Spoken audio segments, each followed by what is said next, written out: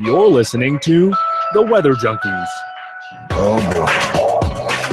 Large wedge tornado coming up into Tuscaloosa. A winter storm warning is in effect for our area. So we can expect at least another 2 to 4 inches overnight. Then that snow. The National Weather Service in Huntsville has issued a tornado warning for northwestern Massachusetts. 14 to 22 inches of snow! Good Thursday evening. Good Thursday here on the Weather Junkies. I am Tyler Jankowski, joining the show from the Champlain Valley alongside Dakota Smith, who is in Colorado. And on this episode, we have someone who's even farther west in California. Joining us this evening as our guest is Steve Fundaro. Steve, welcome to the show. Hey, thanks for having me, guys. It's good to be here. We're going to have some fun tonight. Yeah. So Colorado weather. It's been hot, been super hot, kind of normal storms, showers in the afternoon. So really not much to talk about. We have had showers, but overall it's been pretty dry, and there have been some fires, some getting pretty bad, but not many threatening towns in the Front Range, which is good so far. So yeah, kind of boring actually. Tyler, anything going on in your neck of the woods? We have showers every day, and it's chilly. I don't mind the chill, but I did actually consider closing the window just about 5 minutes ago. It's like 60 degrees, and there's no humidity. I prefer that because I still don't have air conditioning, and I'm insistent on making it through the summer without it because I want my electric bill to go to as low as possible. But who knows what'll happen? I don't know. Some people want real summer. We don't have it. We haven't had it yet. So it remains to be seen. Hey, I would take that, honestly. Warm, but not too warm. Yeah, I just got my electric bill for the last month, and it was down to $44. So if I could make it go lower, it'll be a miracle. But I have electric heat, but the electricity here is really cheap. So it goes up to about 100 in the winter, like in the coldest month. But I don't know. When it's a sunny day, I don't mind. But today it's like Seattle. I should go to Starbucks, I feel like. I love those days out here because it's always so sunny. We actually had that yesterday, but not as cool as over there, I bet. So as Tyler mentioned, we're joined by Steve Fundaro, friend of the show. We actually, full disclosure, went to school with Steve for 3 years at Penn State. Steve got his bachelor's degree in meteorology from Penn State, and now he's working at KION News Channel, their weather team out in California. Steve, how is the weather out there? Send some of that sunshine over, will you? A lot of people think it's always sunny California. It's about, let me see. I got 61 degrees here at my apartment, and I'm on the borderline between sunny skies and overcast skies. It's summertime around here. You get coastal fog and overcast skies for probably the majority of I would say about 65% to 70% of the summer. That's why we call it May gray, June gloom, no sky July, then foggus. But it really depends on where you are, because if you're at the coast, it really just depends on what the surface winds are doing. If you're in some of our valleys, 10, not even 10, 15 miles inland, you got sunshine, dry air, low humidity, temps in the 80s to near 90s all summer long. So it really just depends on how close you are to the Pacific. Where exactly are you on the coast? It's the Monterey Peninsula. So in the Monterey Bay, takes me about an hour and a half to get to San Francisco Airport. You sound like you're from California. I don't know that everyone from the East Coast knows where the Monterey Bay is. Yeah, it's about we'll go about a 2-hour drive from south of San Francisco. It's the central coast of California, so it's probably about right in the center of California, right at the coast. That makes sense. I looked it up. Gave me a good perspective. We have a loyal viewer of the show, JP Kalb, who's in San Francisco, and he always tweets us weather in the Bay Area. Yeah. And today he sent us. We have the classic heat versus stratus battle in the San Francisco Bay Area. Yeah, where you're at the peninsula and you got 57 and overcast, and you hop over the other side of the bay and it's 75 and sunny. That's crazy. So let's get into the tweets now. We'll come back to chatting with Steve about some of the things that he's dealt with out there in California, transitioning from Pennsylvania and New Jersey. Tyler, you want to take the first tweet here? Yes, the first tweet is from the National Weather Service, the main account. And it's a little bit of a thread. The first tweet says, I bet people in heat advisories are thinking hashtag 90s were the best because it's not the 100s. Am I doing this right? Someone says, that's actually quite funny. I prefer hashtag 90s were the best because the NWS didn't name snowstorms. And the NWS has jumped to the 21st century. They used an emoji, and they said, we still don't name snowstorms, with a little wink. So I actually don't follow them closely enough to know if this is how they've always been. Is this something new, or are they always like millennial-ish? They're throwing fire the past few weeks. I don't know if they got a new social media person or if they changed their policy or something, but they are doing Twitter right, at least in my opinion. So yeah, I thought it was pretty cool. They said we still don't name snowstorms. A lot of people think they do because the Weather Channel does, and everyone thinks that's kind of like the name that everyone should use. But there's obviously some pushback from private companies and National Weather Service. They also had another tweet here that we'll read from the National Weather Service. You can follow them at NWS on Twitter. They said, if weather.gov had been around on this day in 1804, ... there's an image of Alexander Hamilton and Aaron Burr, and in quotes it says, hey, what do you say we take this inside and settle over a cup of tea? Aaron Burr says, well, okay. And if the forecast is 40% chance of storms, implying that when thunder roars, Alexander Hamilton and Aaron Burr go indoors. And that's referring to their infamous duel in Weehawken, New Jersey. So kind of funny. I thought it was a good tweet. Now, didn't the local office in Podunk follow up this tweet with something else? Yeah, they said like if weather.gov had been around like in, I don't know, some crazy old time, and they put like hieroglyphics or like cave drawings up. Yeah, I thought it was great. The Podunk is so good. Oh, it is. Our next tweet is, let's see, it comes from the Weather Service office in Aberdeen, South Dakota. And it says emergency management has reported goofball-sized hail on the northern side of Watertown around 7:51 p.m. on 7/11. Whoops. They didn't even delete it. They didn't delete it. No, because that, I feel like when they make mistakes like this that are funny, they don't delete it because it gets more retweets than anything else they write. That's the story of social media. It looks like they did acknowledge a couple times in the thread that they meant golf balls, so that's good to see that they actually look at who responds. This was kind of like when that state college put out like a snow squall or something in the summer. Didn't they tweet it too? Yeah, they did, and they never they never deleted it or never deleted it. No. I think they acknowledged it but never deleted it. That was a little more serious, I thought, than yeah. Well, it was totally inaccurate. Yeah, I guess well, I guess that was obvious too. Unless there was no football game. Otherwise, it would have been legitimate if there was a whiteout. Well, not everything revolves around football, so we're getting close.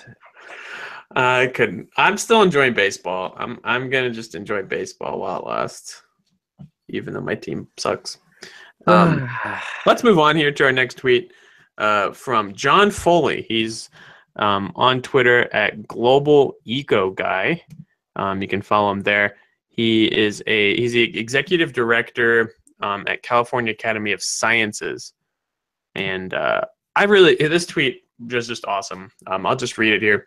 He said, "Want to actually make the world better with SciComm? Talk about hope more than fear, solutions more than problems, stories more than data." He cannot be more right about this. I do think there are important times to use data when you're talking about science, but I think stories do kind of hit home with people more than just looking at a bar graph or a scatter plot or something. And so this was, Tyler, I don't know if you've been following this this week. It's all over Twitter, so I can't imagine you missed it. There was a writer in New York Magazine that wrote a piece on climate in the future. Did you see this, Tyler? I didn't see the piece, no. Okay, but you saw the kind of chatter. Maybe I was sort of off the grid yesterday. What is SciComm? Science communication. Oh, so it's not like something that's going on right now? No, it's always just kind of like a thing always happening. But anyways, this was like a subtweet to that piece, because the piece was like basically doomsday climate stuff. It was talking about like worst case scenarios. In some cases, I think it was even talking about scenarios that like don't exist. That bad. And it was heavily criticized, but I'm sure a bunch of people were reading it just because of the controversy it created. I feel like that happens all the time. It does, but this was, for me, this like was crazy because it covered such a wide scope. Like it talked about pretty much everything in climate. It didn't just have one focus. And there were actually some scientific inaccuracies in it that a bunch of scientists and writers were pointing out. Andrew Freeman wrote up a good follow-up to it in Mashable. Eric Holthouse had some good opinions on it. And even Michael Mann had a good kind of critique of it, and was trying to fix some of the scientific inaccuracies. So if you didn't read that, I would just give it a read over in New York Magazine. I forget what it was titled, but I'll definitely check it out. It sounds interesting. Yeah, interesting. Created a interesting conversation, but overall, the piece was kind of not the greatest form of science communication. So, yeah, always interesting in the climate change world. But yeah, so let's move on to our main topic tonight. That's talking with Steve.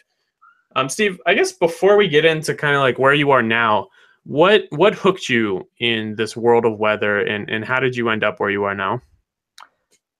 Well, what hooked me into weather was kind of was when growing up, the unknown about how it all worked, and being a younger brother to now an aeronautical engineer. My older brother was always building stuff, whether it was Lego sets or potato guns, and there was somewhere in there where he's always following instructions, and this piece goes here and this piece goes there, and with the weather, yes, in certain circumstances, does have those pieces where you have certain elements to a system or a pattern, and when those pieces come together, you get your outcome. But in terms of an engineer, someone's putting those pieces in place and someone's building that, whereas in the atmosphere, it's just happening. You know what I mean? It's just Mother Nature putting all those things together. So I thought that was just beyond cool in my eyes, and that's what kind of wanted me really to get into it.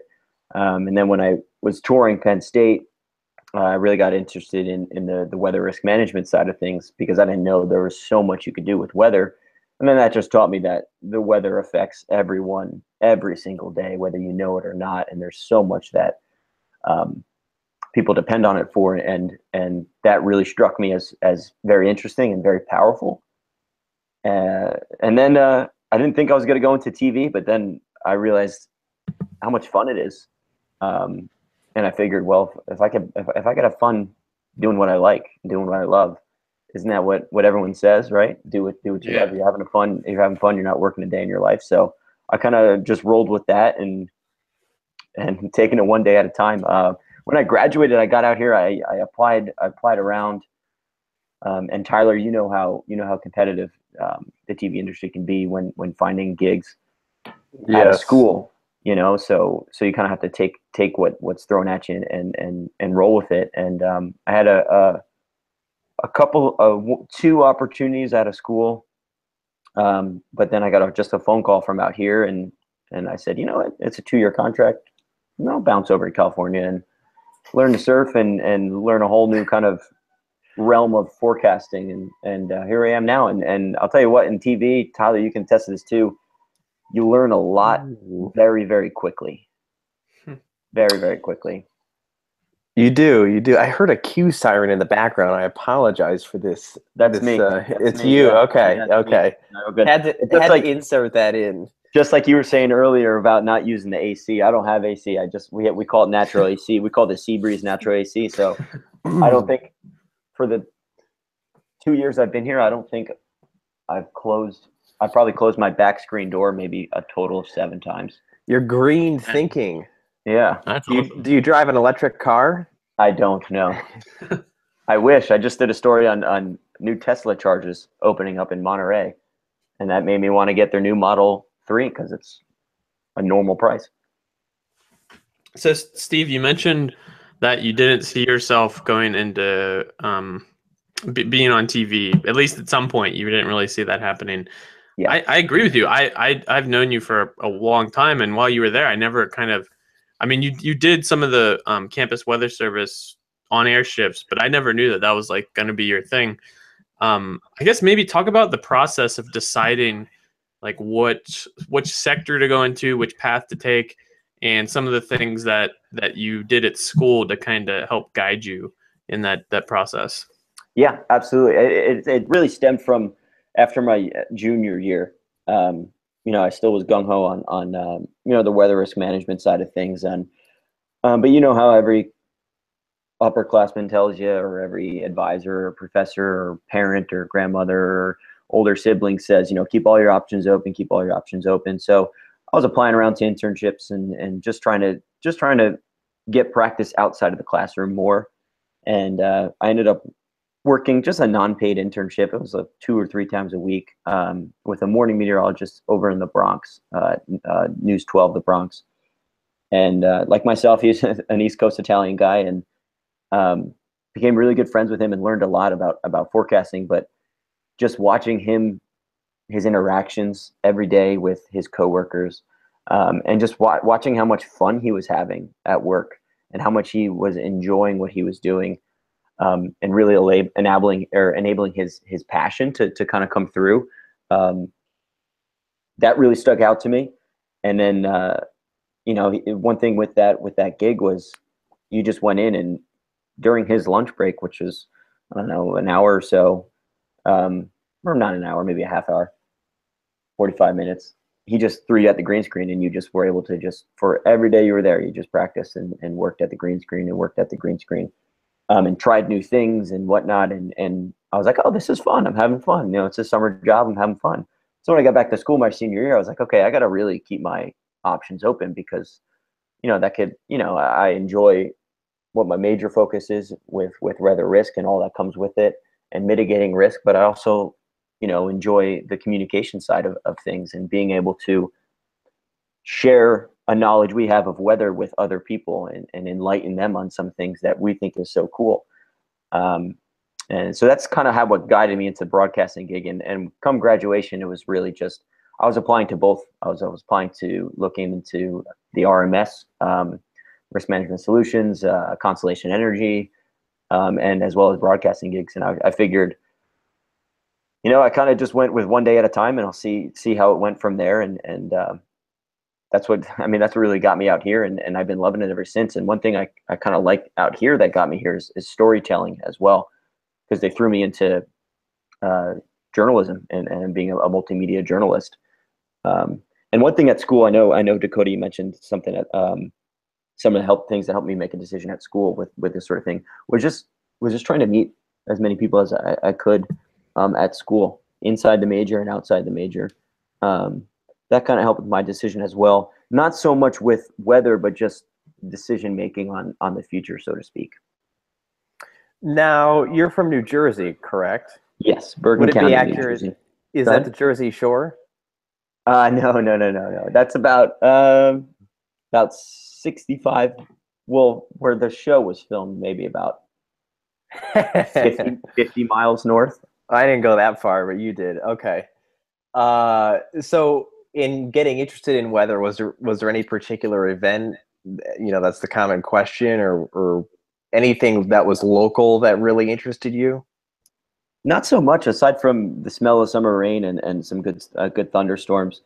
My grandfather and I probably have one or two memories of him where him and I would just watch thunderstorms out on the porch. But one that stuck out to me was Hurricane Floyd.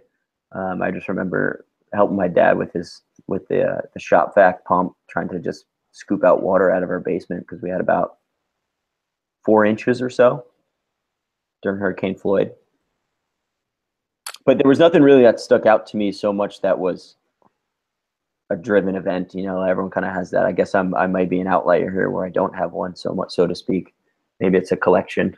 Yeah, I'm similar. I don't have one event. So tell us a little bit about your transition to California life and some of the difficulties. Life or forecasting? Life, and then we'll talk about forecasting. Okay. It's very outdoorsy out here, which I love. Transitioning lifestyle here was fairly simple. Just because a bit of my attitude, I like change a little bit. I like new places. I like new people. I like meeting new faces and exploring new things and whatnot. So coming out here and the plethora of hiking through the redwoods is incredible. I mean, you're hiking right along the coast, along the ocean, and then you go almost 3,000 feet up at the coast, and you're up on a range right along the water, and you're looking over the Pacific Ocean, or you're going through some redwoods and whatnot. So the outdoor life is really, really cool out here. So that kept me busy for a lot. Surfing still keeps me busy, which is something that I just kind of picked up and went with. But other than that, one thing that is much different is tourism. That's something I kind of had to get used to, because where I live here in the Monterey Bay is a huge tourism spot. This is where that basically drives the economy around here on the peninsula. So the winter, I love the winter because there's less people around. It's kind of quiet. But then you long for the summer rolls around, and there's so many more people hustling and bustling around. And the good news with the fact that it is a tourism location is obviously the sights and the things to do during the day, whether they're restaurants, the hiking, like I mentioned, the aquarium, you can go kayaking. But the food life out here is great, at least where I am. The restaurants and the bars, just because of how big tourism is, there's a huge like little niche of restaurants. And so all of our coworkers and stuff were like, oh, did you try this place? You got to go there. You got to go down to the wharf over there and try that out. So transitioning over here, at least for me, I could say it wasn't hard. The hard aspect was at least just being away from my family. Coming from a big East Coast Italian family, I'm the furthest one away from all of them. Live probably about within 2 hours of each other on the East Coast. So to explain to my older grandparents that I'm living that far away, they kind of gave me the stink eye, but I got used to it was just something that came with it, but I got used to it because Tyler, you can attest for this as well. With working in TV, you're working the holidays, you're working long hours and weird shifts, so you really come close with your coworkers and become really good friends with your coworkers. So they made a transition really easy as well, to kind of be a family and a home base away from a home base, so to speak. So yeah, it's especially been in an area where you don't know anyone moving there. I'm assuming that was the case. So yeah, it was just and it was, in a way, it was kind of nice to have a fresh start. I just tried to keep a positive attitude about it and just to keep a positive fresh start on it, and that's kind of what it was like. And it almost became a break from reality. Majority of all my friends, and they're all over there on the East Coast, whether it's Philadelphia, New York, or Pittsburgh, Boston. So it was kind of, you kind of took a step out of the box a little bit, and met some new faces and people. Yeah, so from what I can tell, it sounds like you've transitioned really, really well into a new culture and a new scene. Before you started on air and before you started communicating with your community, what did you have to do to kind of learn what people care about, and even like geographically, like how did you learn about the area and like where to forecast for, and just out those kind of things, not so much forecasting, but some No, of like the cultural things. a little bit on my own before I got out here. I kind of just, just studied a map a little bit, Google Mapped, and it was a couple of weeks before I moved out here. I just watched the other forecasters on the website, and the chief in the morning met and seeing what they were talking about, getting the names down and things like that. But when I started, I probably spent I was here for about 2 weeks before they put me on air, and just hung out with the guy who was leaving at the time, and the chief meteorologist. And the chief, I have nothing but great things to say about him. He is such an awesome guy, and he is one of the biggest weather geeks I've ever met, and I absolutely love it. But he helped me a lot with the geography around here, because that is huge when it comes to forecasting. So we'll get into that a little bit, but he was big into just helping me and kind of guiding me along the way. But it really just was a matter of time. Out here, they kind of just threw me into the fire, and I just kind of tried to just pick up the ball and run with it, so to speak. So not so much prep along the lines of just me kind of doing some outside studying on my own before getting into it.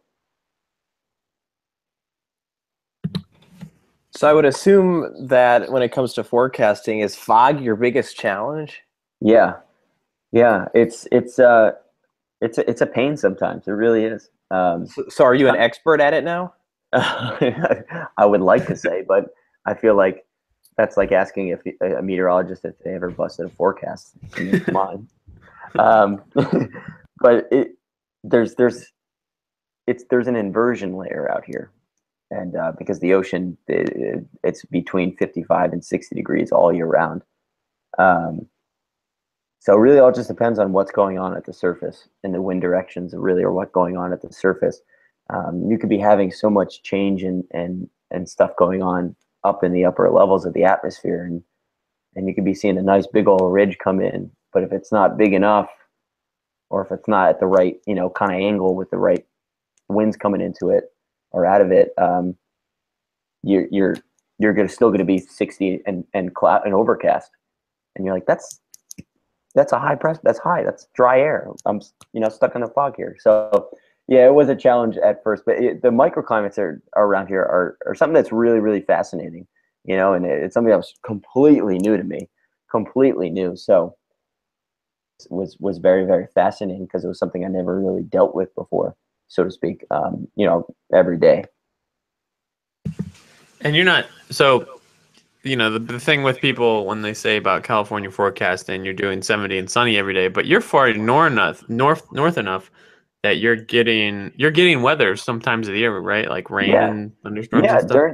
That's why we love my chief and I love the winter a lot more than the summer here, because I mean, you can look at a 7-day forecast here in the summer, and it's not 70 and sunny every day, but day to day is very, very similar.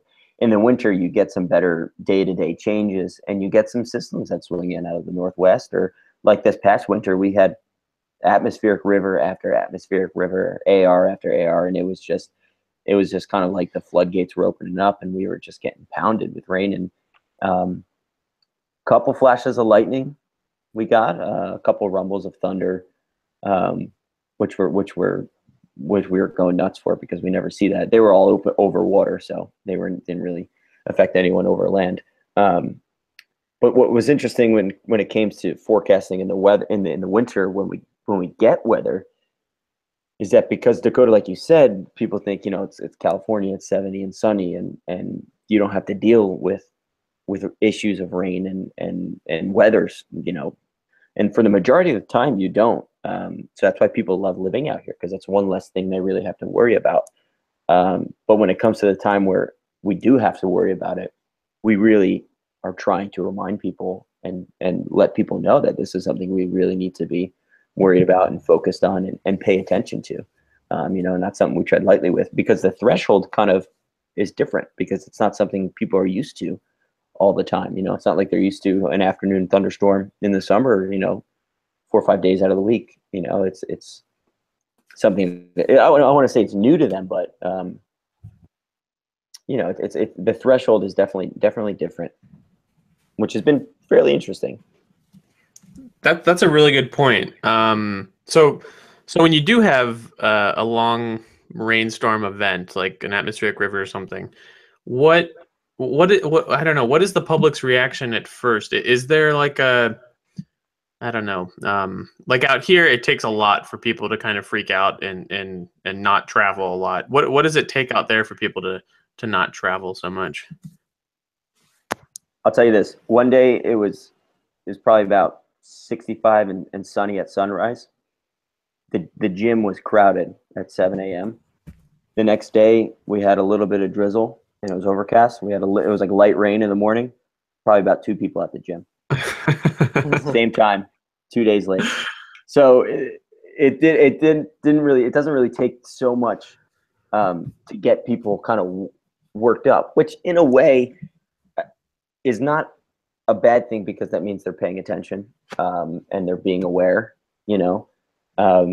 The bad news is if it's something that kind of busts and then it's nothing, then you get people worked up about nothing. But I would say it really wouldn't take doesn't really take much for people to really pay attention to when it rains here in California, because with the way the drought was over the past 4 or 5 years, people want rain. They want to see rain. So in the winter they get really excited about it. So when we start talking about storms and whatnot, we don't talk them up. But when we start talking about it, people really do pay attention and become aware about it. I know a big story out there this year was the Oroville Dam and kind of the drama that went on with that. I think that's a little too far north for you, but did you have any sort of coverage of flooding or dam issues out there during your time? Yeah, not so.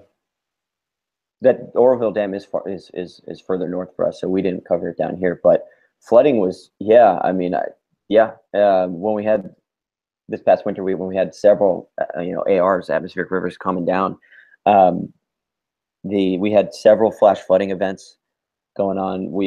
There was probably, I think, probably a stretch of 4 days in February where the National Weather Service here in Monterey, the Bay Area offices here in Monterey, they had a flash flood watch issued for 4 days straight, monitoring it, because flash flooding would occur. It would come up and it would expire, come up, expire, come up and expire.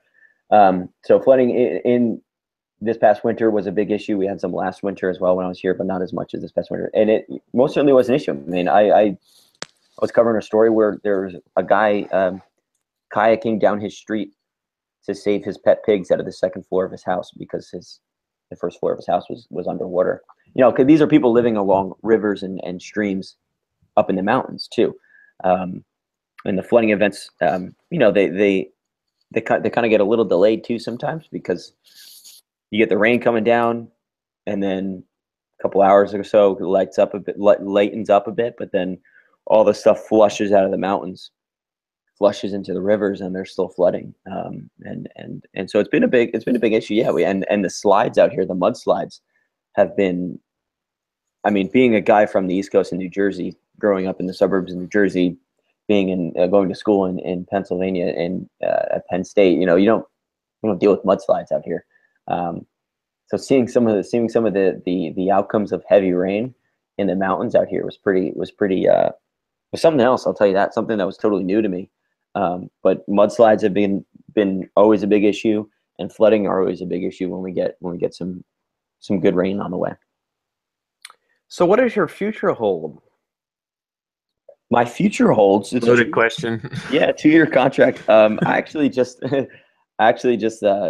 signed a gig with the NBC ABC affiliate down in Jacksonville, Florida. Whoa! Congrats. Actually, I think it's like in the beginning of August I'm starting. So in a couple of weeks I'm out of here and just. What's up? I say, do you think? You're only in California. I'm excited for the fact that I think there's just a little bit more weather going on, day to day. It's a whole new place to learn Yeah. about. That's Yeah. awesome. Yeah. So just got try to be a big sponge, just soak it all in. So you're going to be tracking hurricanes.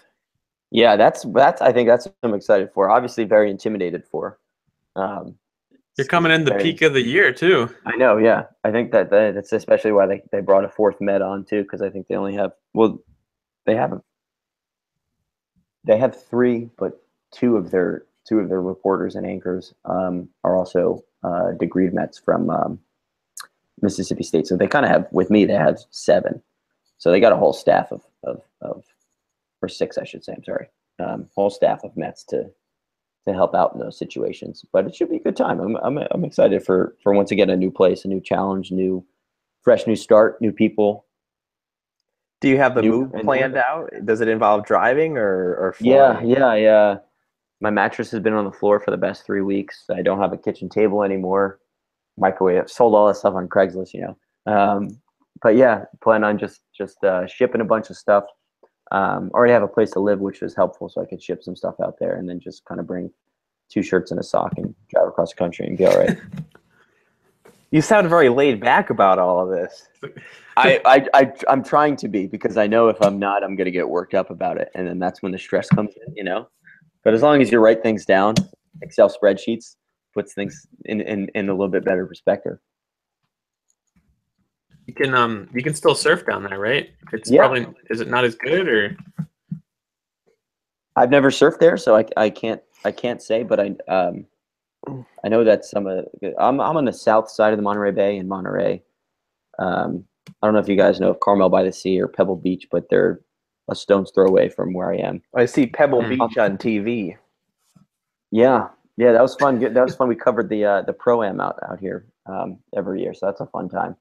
But on the north side of the bay is Santa Cruz, and that's known as the original surf city outside of Huntington Beach. I believe Huntington Beach thinks they're a surf city, but Santa Cruz is, no, we're the surf city. A lot of cool history there too as well. I don't know if you know the sporting brand O'Neill, the snowboard goggles, the wetsuits. The Jack O'Neill, his house is, I was just surfing outside of his house a couple hours ago. So he grew up there. That's where the base is and stuff like that. So there's some cool history up here, because the surf is up there. It's some of the best in the country. So I'd say I'd miss it. Yeah. You hear me babbling on about it. Yeah. Now you'll have a little bit warmer water and a couple sharks to be with. A couple more sharks. Yeah. Actually, there's a shark attack up here on Tuesday. Wow. Some guy, there's been a lot of great white sharks around here. There's a lot of the conservation efforts here in the bay, protecting, they got that Marine Mammal Protection Act.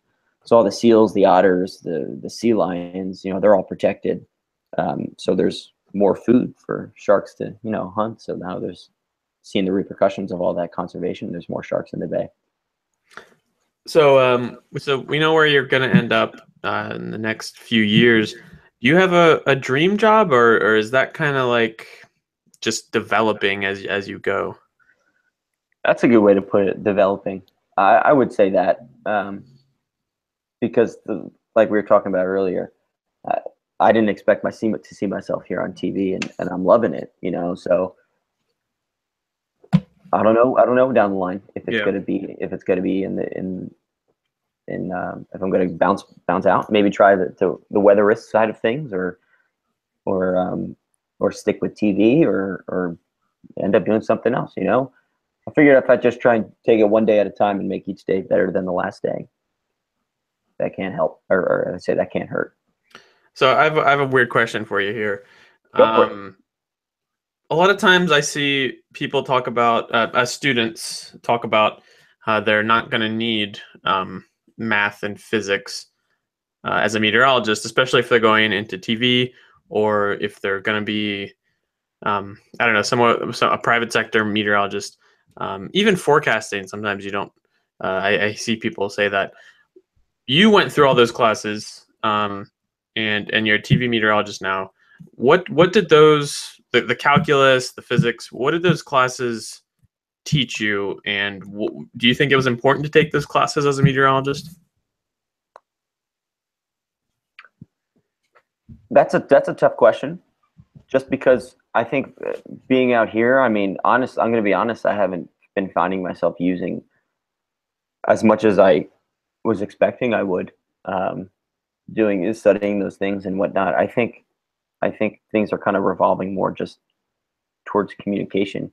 But I think when it comes to communication, I mean, if you don't understand something, you're not going to be able to get someone else to understand it. You're not going to be, so I think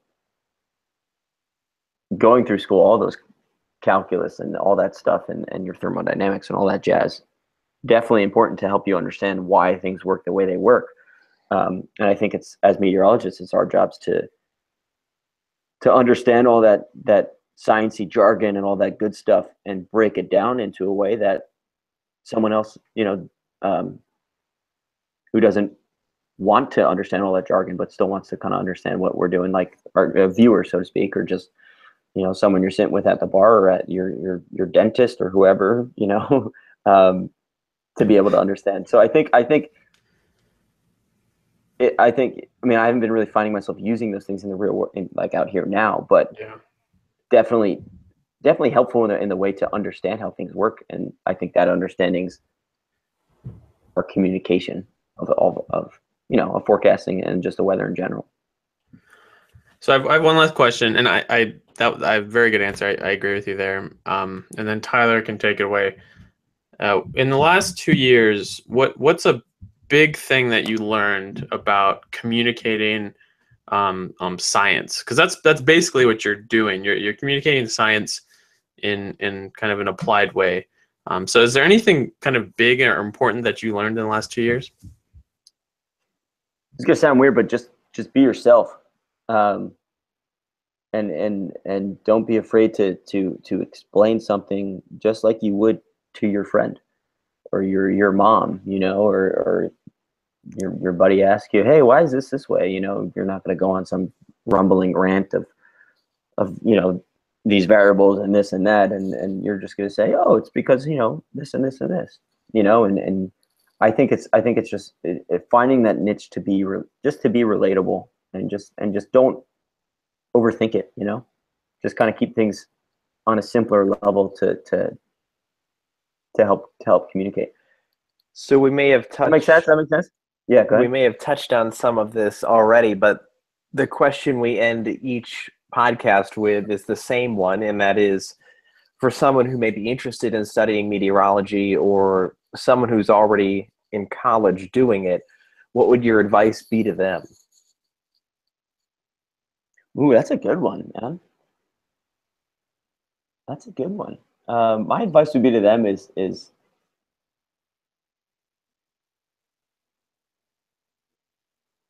to stick with it, because it's something that,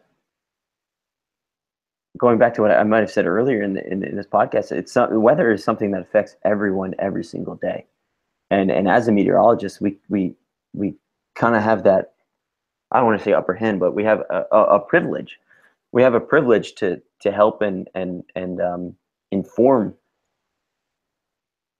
people of what's going on in the atmosphere and what's going on day to day in the weather, and how it's going to affect them, and how it's going to kind of change their day a little bit, how it may make their day better, how it may make their day worse. And I think with the knowledge that comes from studying meteorology and going through the process, so if you're a student at school, understand that getting that Bachelor of Science in Meteorology and whatever field you use it with, somewhere whenever you're using it, you're going to be affecting people some way, some shape or form. So just know that it's honestly, it's a privilege, and it's kind of a right to be able to do that. So enjoy it, and keep that in the back of your mind. Stick with it, enjoy it. Steve, very wise words. Thanks so much for joining us tonight. Thanks for having me, man. This has been fun. Time flies when you talk weather, talk shop. Where can people find you on Twitter? It's It's Weather Stove. Back to that relatability. I get a lot of comments on people call me Stove from Bridesmaids. At _ Weather Stove. That's it. Keep it simple. Nice. Yeah, and you can, if you follow us, you can find him on our Twitter page, which is at the WX Junkies on Twitter. We're also on Facebook. Give us a like there. And you can listen to this podcast on iTunes, Stitcher, pretty much any podcast platform. And if you're listening right now, we would love it if you would go ahead and give us a rating and or review. We love getting your feedback, and we just love hearing from you. So, Tyler, who can we expect next week? Next week, we have Sean Freeman on the podcast. He is a Colorado State University grad student, and the subject of the podcast will be storm chasing with drones. So a very interesting episode. Obviously, drones are all the rage now, so we're excited to have Sean on the show next week. But that does it for this edition of the Weather Junkies. On behalf of Steve, Dakota, and myself, thank you so much for listening. And of course, we hope you'll join us right back here next week.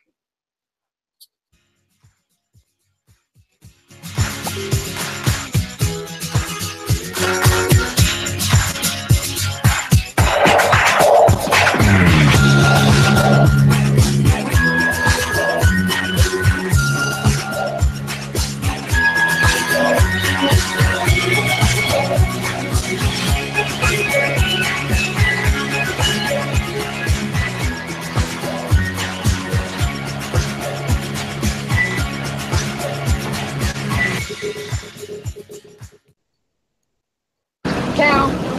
I gotta go, Julia. We got cows.